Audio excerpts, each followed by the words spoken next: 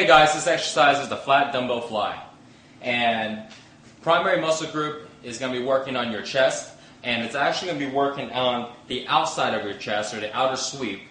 And your secondary muscle group, you're going to feel a little bit in your shoulders, but primary really is just going to be your chest. This exercise is really good when you're isolating your chest and you don't want to use a lot of your shoulders and your triceps. It is also very good to really stretch and expand your chest out. So let's go ahead and get started.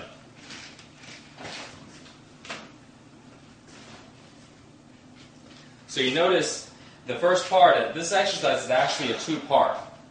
The first part is when you're coming down, you're actually getting a full stretch. The second part of this exercise is when you're coming back up to get that contraction. And notice how low Dan goes on the bottom when he's trying to stretch out his chest. Now, you want to go as low as you feel comfortable with, so this way you can get a full range. Dan just so happens to be very flexible, and so he has a wider range of motion than a lot of people. So he's getting as deep as he can to really, really go ahead and stretch his chest out and to allow your chest to appear to be wider because he's really targeting that outside. Notice also that the dumbbells are aligned right down the middle right here, as if they're formed a line. A lot of times you'll see guys have the dumbbells too far high or too far low. You want to keep it to where it's aligned to each other and it forms like a line. And the last thing you want to look at is where Dan's wrist is. Some guys will go ahead and bend their wrists, so what happens is their forearm is taking all the stress and the chest is not taking the stress. Notice how straight Dan's wrist is as he's coming up. So this way he really targets his chest. Okay, that's good, Dan.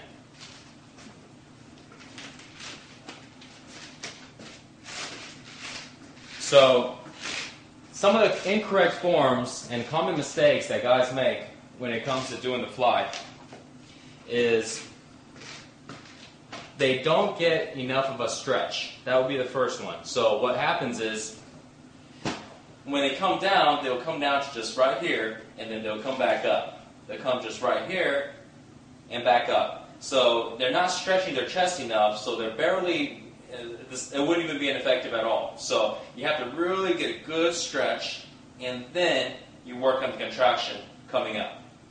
Another common mistake that guys make on this is the wrist that I was talking about. Notice that if I go like this, I'm actually using my forearms to stress the weight, and it's taking pressure off my chest. So you want to keep the wrist straight, chest out, so this way you can really feel your chest. A tip you can actually do is, notice how my wrist is straight right now. You can actually curve your wrist out like that. Let me show you guys again.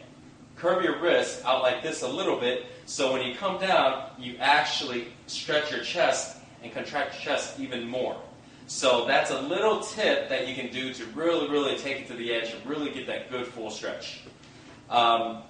Another modification you can do with this exercise is when you're coming down, get a good stretch, but as you're coming up, you don't have to have it actually touch in the middle. You can actually leave about a foot of room right in between here. The reason why is because from this point of the exercise to this point of the exercise, you're not really stressing your chest too much because you're not stretching it anymore.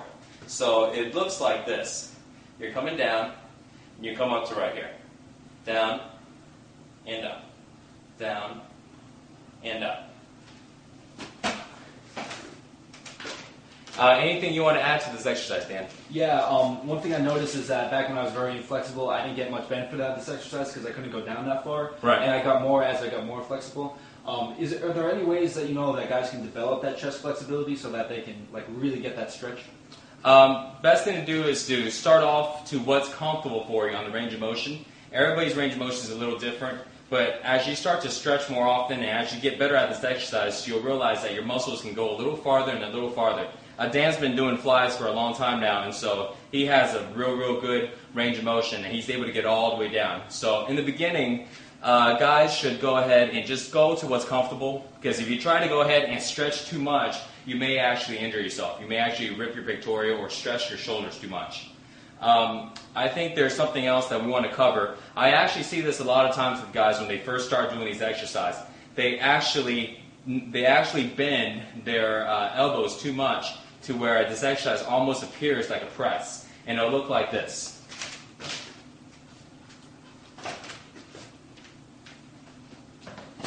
So when they come down, they actually come down like this. Notice how my elbows are almost at about 90 degrees, and then they come back like this.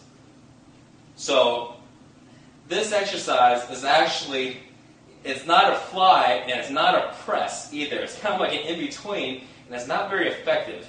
So make sure that when you come down, you want to keep your elbows bent just a little bit and get that full range of motion. You don't want to lock your elbows out either, and because if you do, this is actually going to stress too much of your shoulders and too much of your biceps. So make sure you have just a slight bend in your arm, so this way the pressure will flow right to your chest. And that is it for the dumbbell fly.